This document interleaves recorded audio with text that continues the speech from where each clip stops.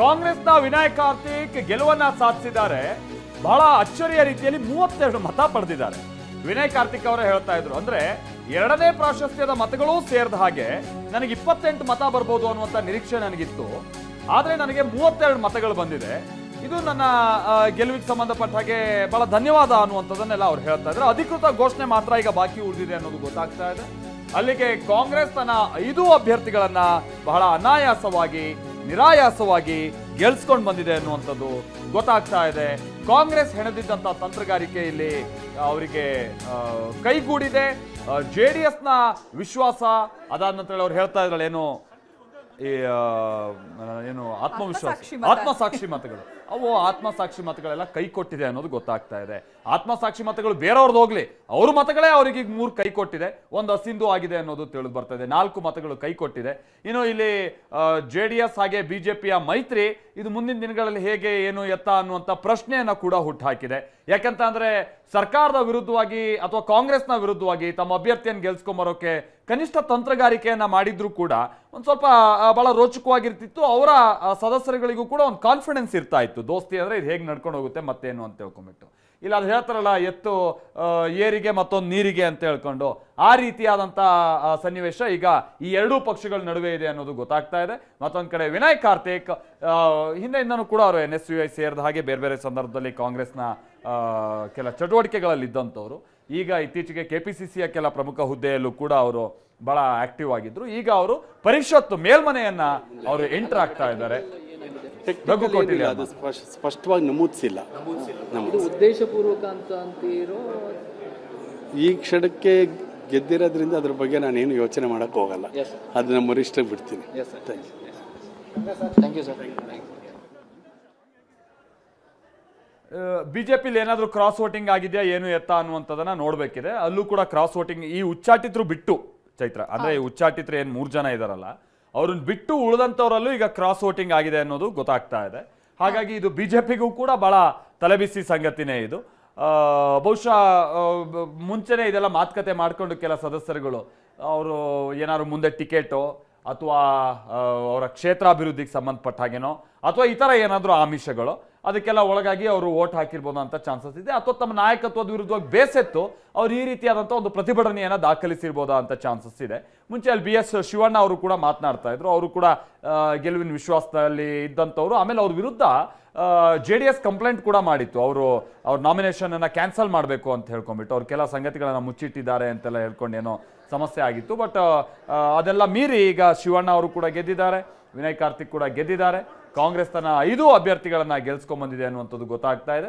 ಇಲ್ಲಿ JDSಗೆ ಅಡ್ಡ ಮತದಾನದ ತಲೆಬಿಸಿ ಸ್ವಲ್ಪ ಜೋರಾಗಿ ಹೊಡೆದಿದೆ ಅನ್ನೋದು ಗೊತ್ತಾಗ್ತಾ ಇದೆ. ಯಾರು ಏನು ಅನ್ನೋದನ್ನು ಪತ್ತೆ ಹಚ್ಚೋದು ಈಗ ಅವರಿಗಿರುವಂಥ ಸವಾಲಿನ ಕೆಲಸ ಆಗಿದೆ. ಕಾಂಗ್ರೆಸ್ BK ಹರಿಪ್ರಸಾದ್, BS ಶಿವಣ್ಣ, ತಿಪ್ಪಣ್ಣಪ್ಪ ಕಮಕನೂರ್ ಹಾಗೆ PV ಮೋಹನ್ ಜೊತೆಗೆ ವಿನಯ್ ಕಾರ್ತಿಕ್, ಸೊ ಇವ್ರನ್ನೆಲ್ಲರನ್ನು ಕೂಡ ಗೆಲ್ಸ್ಕೊಂಡು ಬರುವಲ್ಲಿ ಯಶಸ್ವಿಯಾಗಿದೆ.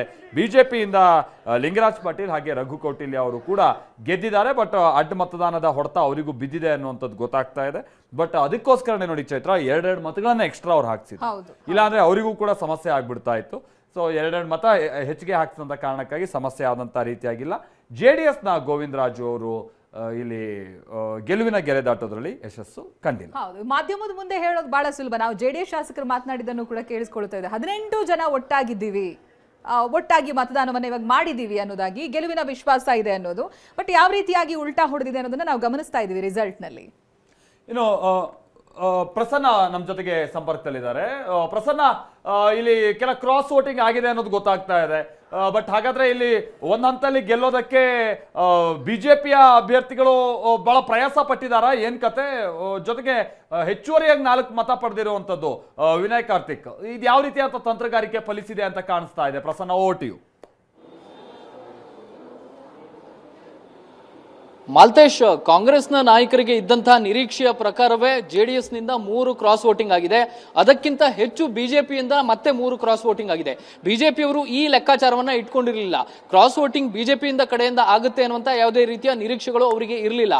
ಆದ್ರೆ ಬಿಜೆಪಿಯ ಕಡೆಯಿಂದಲೂ ಕೂಡ ಕ್ರಾಸ್ ವೋಟಿಂಗ್ ಆದಂತಹ ಹಿನ್ನೆಲೆಯಲ್ಲಿ ಇದೀಗ ವಿನಯ್ ಕಾರ್ತಿಕ್ ಅವರಿಗೆ ಅತಿ ಹೆಚ್ಚು, ಅಂದ್ರೆ ಅಧಿಕೃತವಾಗಿ ಯಾರು AICCಯಿಂದ ಘೋಷಣೆಯಾಗಿದ್ದಂತಹ 4 ಕ್ಯಾಂಡಿಡೇಟ್ಗಳಿದ್ರು ಕಾಂಗ್ರೆಸ್ನವರು, BK ಹರಿಪ್ರಸಾದ್, PV ಮೋಹನ್, ತಿಪ್ಪಣ್ಣಪ್ಪ ಕಮಕನೂರು ಜೊತೆಗೆ ಉಳಿದಂತಹ ಅಭ್ಯರ್ಥಿಗಳು ಯಾರಿದ್ರು ಅವ್ರಿಗಿಂತ ಹೆಚ್ಚುವರಿ ಮತಗಳನ್ನ ಇದೀಗ ವಿನಯ್ ಕಾರ್ತಿಕ್ ಅವರು ಪಡೆದುಕೊಂಡಿದ್ದಾರೆ. ಅಂದ್ರೆ ಒಟ್ಟು 32 ಮತಗಳು ಅವರ ಅಕೌಂಟಿಗೆ ಬಿದ್ದಿದೆ. ಈ ಮೂಲಕ ಬಿಜೆಪಿಯಿಂದಲೂ ಕೂಡ ಕ್ರಾಸ್ ವೋಟಿಂಗ್ ಆಗಿದೆ, ಜೊತೆಗೆ ಜೆಡಿಎಸ್ ನಿಂದಲೂ ಕೂಡ ಕ್ರಾಸ್ ವೋಟಿಂಗ್ ಆಗಿದೆ. ಇಂಥದ್ದೊಂದು ನಿರೀಕ್ಷೆ ಬೆಳಗಿನಿಂದಲೂ ಕೂಡ ಹರಿದಾಡ್ತಾ ಇತ್ತು. ಬಿಜೆಪಿಯಿಂದಲೂ ಕೂಡ 2 ಶಾಸಕರು ಕ್ರಾಸ್ ವೋಟಿಂಗ್ ಮಾಡಿರಬಹುದು ಅನ್ನುವಂತ ಲೆಕ್ಕಾಚಾರವನ್ನು ಹಾಕೊಳ್ಳಲಾಗಿತ್ತು. ಅದಕ್ಕಿಂತ ಹೆಚ್ಚು 1 ವೋಟು ಇದೀಗ ಕ್ರಾಸ್ ವೋಟಿಂಗ್ ಆಗಿದೆ. ಅಂದ್ರೆ ಬಿಜೆಪಿಯಲ್ಲಿ ಇರುವಂತಹ ಅಸಮಾಧಾನಗಳಿರ್ಬೋದು, ಬಿಜೆಪಿಯ ನಾಯಕರನ್ನು ಕೂಡ, ಬಿಜೆಪಿಯ ಶಾಸಕರನ್ನು ಕೂಡ ಡಿ.ಕೆ. ಶಿವಕುಮಾರ್ ಟಚ್ ಮಾಡಿದ್ದಾರೆ ಅನ್ನೋದಕ್ಕೆ ಇದಕ್ಕೊಂದು ಕ್ಲಿಯರ್ ಆದಂತಹ ಮೆಸೇಜ್, ಕ್ಲಿಯರ್ ಆದಂತಹ ಇಂಡಿಕೇಶನ್ ಸಿಗ್ತಾ ಇದೆ.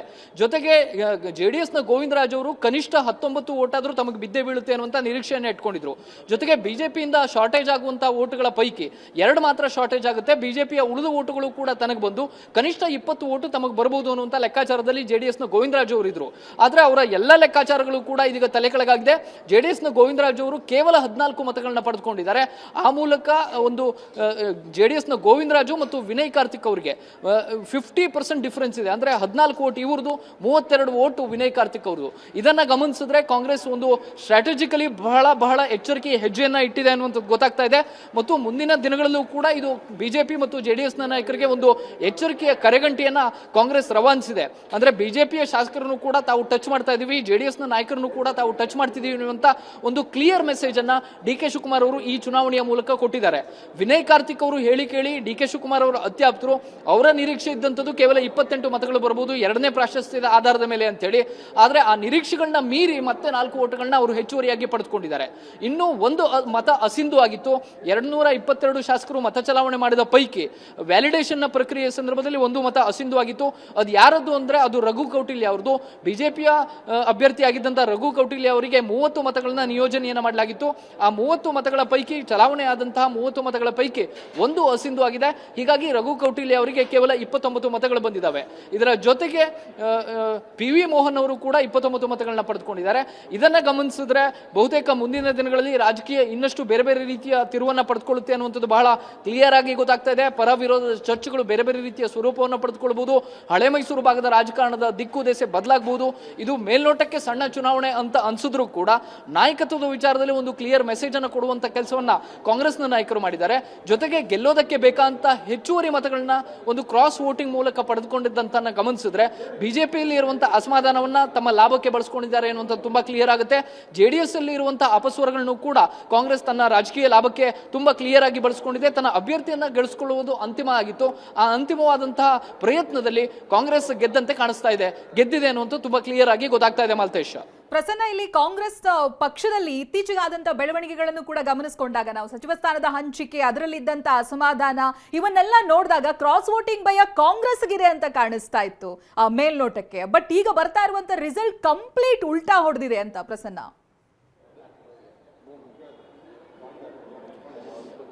ಚೈತ್ರ, ಕಾಂಗ್ರೆಸ್ಗೆ ನಿಜ ಒಂದು ಆತಂಕ ಸಹಜವಾಗಿ ಇದ್ದಂಥದ್ದು ಸತ್ಯ, ವಾಸ್ತವ ಸಂಗತಿ. ಆದ್ರೆ ಈಗ ಅಧಿಕಾರ ಯಾರ ಕೈಯಲ್ಲಿದೆ? ಕಾಂಗ್ರೆಸ್ನ ಕೈಯಲ್ಲಿದೆ. ಡಿ.ಕೆ. ಶಿವಕುಮಾರ್ ಒಂದು ಭರವಸೆಗಳನ್ನ ಎಲ್ಲ ಶಾಸಕರಿಗೂ ಕೂಡ ಮೂಡಿಸ್ತಾ ಇದ್ದಾರೆ. ಮತ್ತು ಇನ್ನೂ ಕೂಡ ಹೈಕಮಾಂಡ್ ಸಚಿವ ಸಂಪುಟ ರಚನೆಯನ್ನ, ವಿಸ್ತರಣೆಯನ್ನ ಪೂರ್ಣ ಪ್ರಮಾಣದಲ್ಲಿ ಮಾಡಿಲ್ಲ. ಹೀಗಾಗಿ ಸಹಜವಾಗಿ ಯಾರೂ ಕೂಡ ಅದರ ವಿರುದ್ಧ ಒಂದು ನಿರ್ಧಾರ ತೆಗೆದುಕೊಳ್ಳುವಂತಹ ಸಾಧ್ಯತೆಗಳು ಬಹಳ ಕಡಿಮೆ ಇದಾವೆ. ಮತ್ತು ನಾಯಕತ್ವದ ವಿಚಾರಕ್ಕೆ ಬಂದ್ರೆ ನೀವು ಏನೇ ಹೇಳಿ, ಯಾರೇ ಬೈಲಿ ಅಥವಾ ಯಾರೇ ಅಪಸ್ವರಗಳನ್ನ ಎತ್ತಲಿ, ಬಿಜೆಪಿಯಲ್ಲಿ ಒಂದು ಸ್ಟ್ರಾಂಗ್ ಮೆಸೇಜ್ ಅನ್ನ ಕೊಡುವಂತ ನಾಯಕರು ಇಲ್ಲ ಅನ್ನುವಂತ ಒಂದು ಕೊರತೆ ಖಂಡಿತವಾಗಿಯೂ ಅಲ್ಲಿನ ಶಾಸಕರಲ್ಲಿ ಒಂದು ಬೇಸರ ಇದ್ದೇ ಇದೆ. ಒಂದು ಸ್ಟ್ರಾಂಗ್ ಮೆಸೇಜ್ ಅನ್ನ ಕೊಡುವಂತ ನಾಯಕರು ತಮಗೆ ಬೇಕಾಗಿತ್ತು ಅನ್ನುವಂತ ರೀತಿಯ ಅಪಸ್ವರಗಳನ್ನ ಈ ಮೂಲಕ ಎಲ್ಲೋ ಒಂದ್ ಕಡೆ ಬಿಜೆಪಿಯ ಶಾಸಕರು ತೋರಿಸಿದ್ದಾರೆ ಅಂತಲೇ ಹೇಳಬೇಕು. ಮತ್ತು ಮುಂದಿನ ದಿನಗಳಲ್ಲಿ ನಾಯಕತ್ವ ಧ್ರುವೀಕರಣಗಳು ಕಾಂಗ್ರೆಸ್ ಕಡೆಗೆ ವಾಲ್ತಿದಾವೆ ಅನ್ನುವಂಥದ್ರ ಒಂದು ಸಣ್ಣ ದಿಕ್ಸೂಚಿ ಅಂತೂ ಖಂಡಿತವಾಗಿಯೂ ಕಾಂಗ್ರೆಸ್ಗೆ ಇದ್ದೇ ಇದೆ. ಈ ಒಂದು ಕಾರಣಕ್ಕೋಸ್ಕರವೇ ಬಹುತೇಕ ಬಿಜೆಪಿಯ ಶಾಸಕರು ಕೂಡ ಈ ಒಂದು MLC ಚುನಾವಣೆಯಲ್ಲಿ ಒಂದು ಕ್ರಾಸ್ ವೋಟಿಂಗ್ ಮಾಡೋ ಮೂಲಕ ಆ ರೀತಿಯ ಒಂದು ತೋರಿಸುವಂತ ಕೆಲಸವನ್ನ ಮಾಡಿದ್ದಾರೆ. ಜೊತೆಗೆ ಕಾಂಗ್ರೆಸ್ಗೆ ಇದ್ದಂತಹ ಆತಂಕವನ್ನ ಯಾವ ಕಾರಣಕ್ಕೋಸ್ಕರ ದೂರ ಮಾಡಲಾಯಿತು ಅಂತಂದ್ರೆ, ಅವರು ಒಗ್ಗಟ್ಟಾಗಿದ್ರು. ಒಂದು ರೆಸಾರ್ಟ್ಗೆ ಹೋಗಿದ್ದು, ರೆಸಾರ್ಟ್ ಪಾಲಿಟಿಕ್ಸ್ ಗೆ ನಾಂದಿ ಹಾಡಿದ್ರು ಕೂಡ ಅವ್ರನ್ನ ಒಗ್ಗೂಡಿಸುವಂತ ಕೆಲಸವನ್ನ ಕಾಂಗ್ರೆಸ್ನ ನಾಯಕರು ಮಾಡಿದ್ರು, ಕಾಂಗ್ರೆಸ್ನ ಹೈಕಮಾಂಡ್ ಮಾಡ್ತು. ಆದ್ರೆ ಆ ರೀತಿಯ ಪ್ರಯತ್ನಗಳು ಜೆಡಿಎಸ್ ಅಲ್ಲೂ ಕೂಡ ಕಂಡು ಬರಲಿಲ್ಲ, ಬಿಜೆಪಿಯಲ್ಲೂ ಕೂಡ ಕಂಡು ಬರಲಿಲ್ಲ. ಬಿಜೆಪಿಯ ನಾಯಕರು ನಿನ್ನೆ ಒಂದು ಶಾಸಕಾಂಗ ಪಕ್ಷದ ಸಭೆಯನ್ನ ಸೇರ್ತಾರೆ ಬಿಟ್ರೆ, ಅದಕ್ಕೆ ಬೇಕಂತ ಪೂರ್ವ ತಯಾರಿಗಳಾಗ್ಲಿ, ಒಂದು ನಾಯಕತ್ವದ ಬಗ್ಗೆ ಒಂದು ಕಾನ್ಫಿಡೆನ್ಸ್ ಮೂಡಿಸುವಂತದ್ದಾಗ್ಲಿ, ಶಾಸಕರಲ್ಲಿ ಇರುವಂತಹ ಬೇಸರವನ್ನ ದೂರ ಮಾಡುವಂತದ್ದಾಗ್ಲಿ, ಅದ್ಯಾವ ಪ್ರಕ್ರಿಯೆಗಳು ಕೂಡ ನಡೆದಿಲ್ಲ. ಅದಕ್ಕೆ ವಿರುದ್ಧವಾಗಿ ಕಾಂಗ್ರೆಸ್ ನಡೆದುಕೊಂಡಿದೆ. ನಿನ್ನೆ ನಿನ್ನೆ ರೆಸಾರ್ಟ್ ಅಲ್ಲಿ 3 ಬಾರಿ ಕಾಂಗ್ರೆಸ್ನ ಶಾಸಕರಿಗೆ ತರಬೇತಿಯನ್ನು ನೀಡಲಾಗಿದೆ. ಯಾವುದೇ ರೀತಿಯ ಕ್ರಾಸ್ ವೋಟಿಂಗ್ ಆಗಬಾರ್ದು ಅಥವಾ ಮತ ಅಸಿಂಧು ಆಗಬಾರ್ದು ಅಂತ ಹೇಳಿ. ಬಿಜೆಪಿಯ ಒಂದು ಮತ ಅಸಿಂಧು ಆಗಿರೋದನ್ನ ಗಮನಿಸಿದ್ರೆ ಎಷ್ಟು ನೆಗ್ಲೆಕ್ಟ್ ಆಗಿ ಈ ಚುನಾವಣೆಯನ್ನ Okay. ಬಿಜೆಪಿ ಪರಿಗಣಿಸಿತ್ತು ಅನ್ನೋದನ್ನ ನಾವು ಮೇಲ್ನೋಟಕ್ಕೆ ಅರ್ಥ ಮಾಡ್ಕೊಳ್ಬಹುದು. ಪ್ರಸನ್ನ, ಜೊತೆಗೆ just hold, JDS ಕೂಡ ಪ್ರಸನ್ನ, ತನ್ನ ಸಾಮರ್ಥ್ಯವನ್ನು just ಸಾಬೀತು hold. ಮಾಡೋದಕ್ಕೆ ಅಭ್ಯರ್ಥಿ ಜಸ್ಟ್ ಹೋಲ್ಡ್ ಪ್ರಸನ್ನ.